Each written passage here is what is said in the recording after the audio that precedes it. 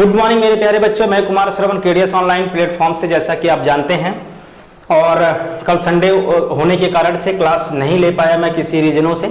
आज मेरी क्लास है, तो सबसे पहली क्लास जो मेरी करंट अफेयर की है, आज मैं उसकी शुरुआत करने जा रहा हूं।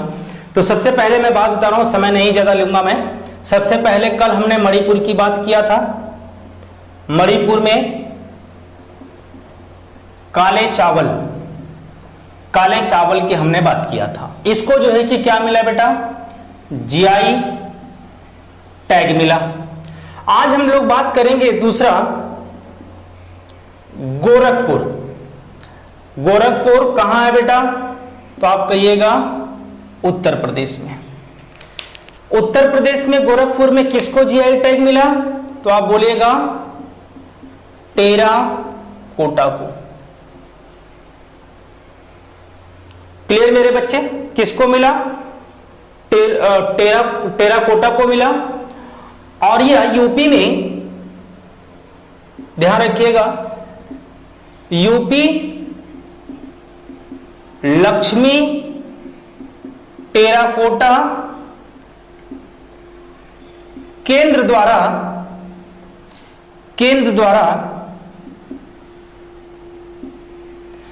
इसके या इसका आवेदन किया गया,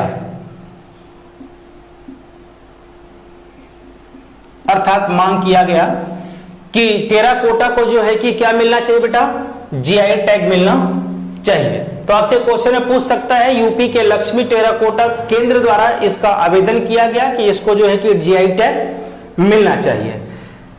तीसरी बात अगर मैं आपसे बात करूं, तो आप ये कह सकते हैं कि स्थानीय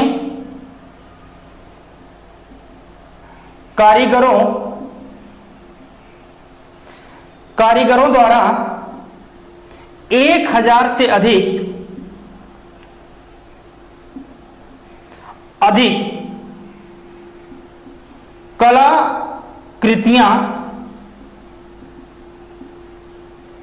कलाकृतियां बनाई गई। बेटा फोर्थ बात आपको ध्यान रखना है, यह कलाकृतियां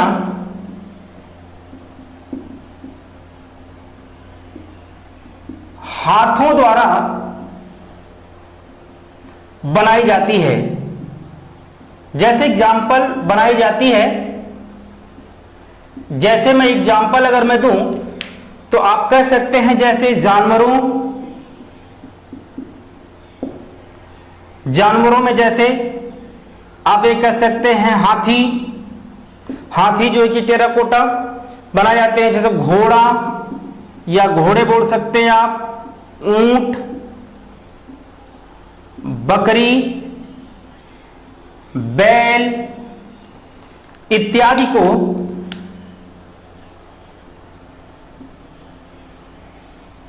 हाथों द्वारा इस कला का निर्माण किया जाता है। तो आप मेरी बात को समझ गए होंगे।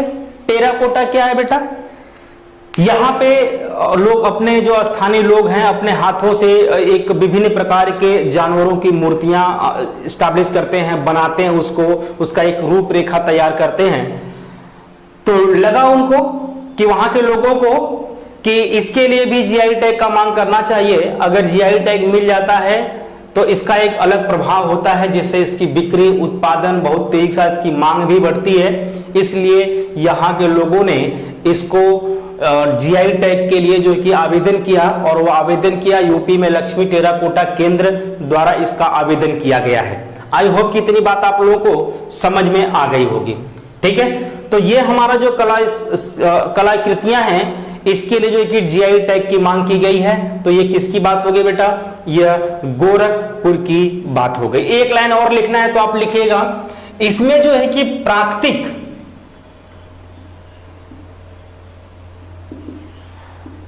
रंगों का प्रयोग किया जाता है,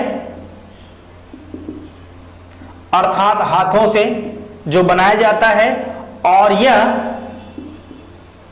लंबे समय तक बने रहते हैं। मतलब जल्दी इसका कलर जो है कि जाता नहीं है। तो इसमें प्राकृतिक रंगों का प्रयोग करके इसको बनाया जाता है, जल्दी इसका कलर जाता नहीं है। तो ये बेटा आपको बस अपने एग्जाम पॉइंट ऑफ व्यू से याद रखना है। अगर आपसे पूछे टेराकोटा किस राज्य से संबंधित है, तो उत्तर प्रदेश से। अगर आपसे पूछे उत्तर प्रदेश का नाम दे, तो आप किस पे आंसर मारेंगे, गोरखपुर के लिए। ठीक है, तो अभी तक जो है कि 1000 से अधिक, ध्यान रखिएगा, कलाकृतियां बनाई जा चुकी हैं। और स्थानीय कारीगर जो लोग होते हैं, जो लोग अपने हाथों से प्रयोग करके, मिट्टी का प्रयोग करके ये लोग बनाते हैं, और इसी के लिए जो कि टेराकोटा जीआई टैग के लिए इन्होंने मांग किया। आई होप कि इतना पूरी बात आपको समझ में आ गया होगा। तो अब हम लोग नेक्स्ट चलते हैं, जिसको तमिलनाडु में है कोलीपट्टम या कोविलपट्टी, जैसा कि नाम आपने सुना होगा, मैंने लिखा भी था बोर्ड पर, कोविलपट्टी। तो आइए हम लोग तमिलनाडु में चलते हैं, कोविलपट्टी के विषय में पढ़ते हैं। तो देखिए तमिलनाडु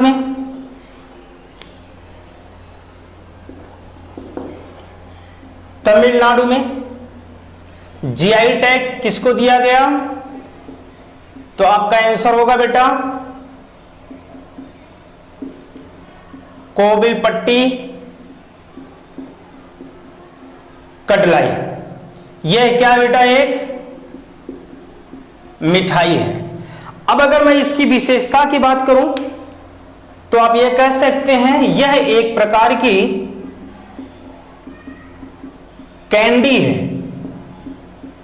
ध्यान से समझिएगा, कैंडी है जो मूंगफली तथा गुड़ से बनाई जाती है। पहला पॉइंट। नंबर दूसरा, यह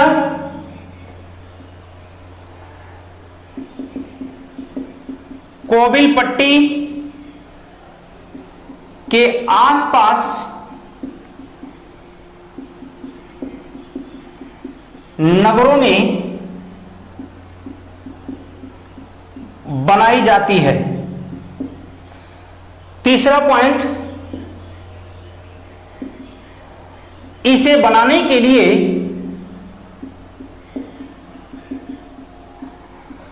नदी के पानी का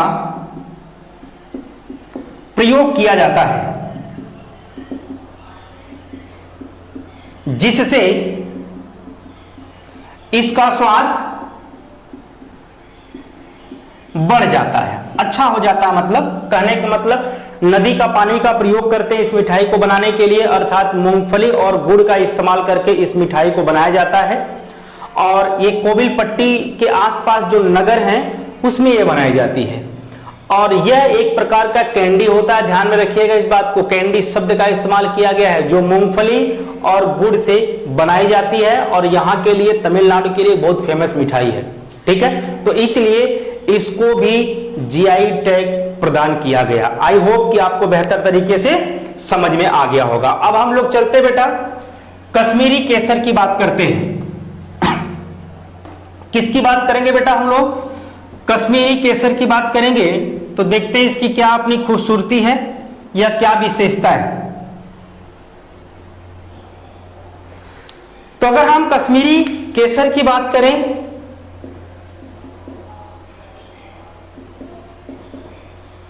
तो इसकी विशेष बात को हम जान लेते हैं। अर्थात इसको भी क्या मिला बेटा, जीआई टैग दिया गया। आप यह कह सकते हैं यह कश्मीर के, पहला पॉइंट, यह कश्मीर के करेबा, ध्यान रखिएगा, करेबा जो कि उच्च भूमि है, करेबा कहा जाता है बेटा उच्च भूमि में की जाती है।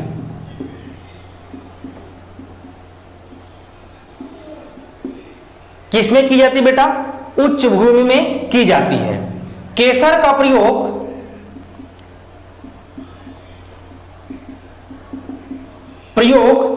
या आप कह सकते हो उपयोग मसाले, ध्यान से समझिएगा, मसाले के रूप में किया जाता है, मसाले के रूप में किया जाता है।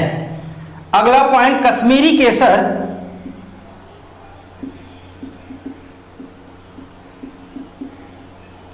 कश्मीरी केसर की खेती, कश्मीरी केसर की खेती पुलवामा नाम सुने आप लोग, ठीक है। बड़गांव का नाम सुने हो, बड़गांव। किश्तवाड़ का नाम सुने हो, नेशनल पार्क जहां है किश्तवाड़। और श्रीनगर का नाम सुने हो, श्रीनगर, वेरी गुड, में की जाती है। अर्थात ध्यान रखना नाम, कश्मीरी केसर की खेती कहां की जाती है बेटा? पुलवामा, बड़गाम, किश्तवाड़, श्रीनगर में इसकी खेती की जाती है। और ध्यान से रखिएगा, केसर टैग जो मिला, केसर टैग के लिए आवेदन शेर ए कश्मीरी या कश्मीर विज्ञान विश्वविद्यालय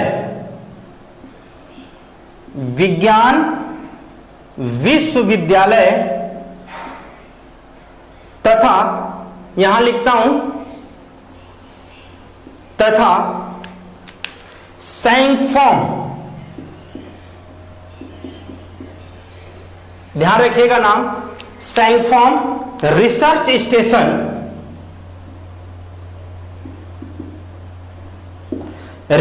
स्टेशन द्वारा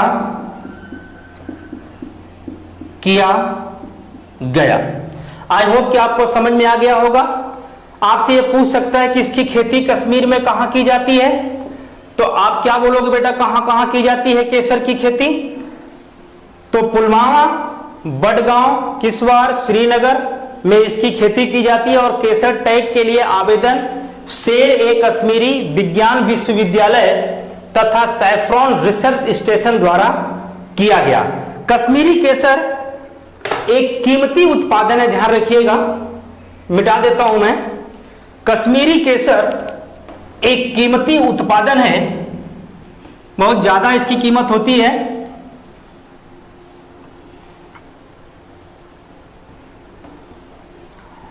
कश्मीरी केसर, जो भी नंबर दे लेना आप,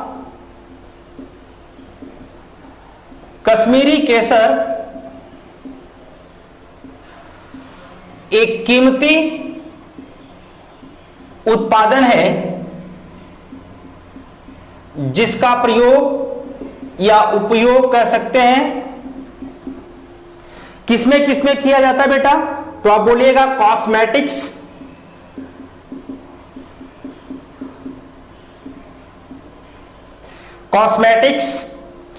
और